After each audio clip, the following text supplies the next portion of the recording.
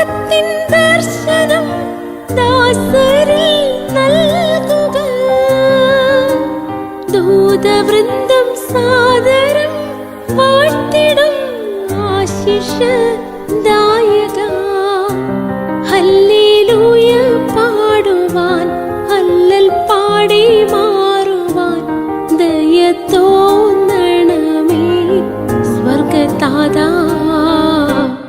ഈ യുഗാന്ത്യവേളയിൽ വാനിൽ നിന്നും ഞങ്ങളെ ഉണർവരുൾകയെന്നേരം ദേവാ. ആത്മതേ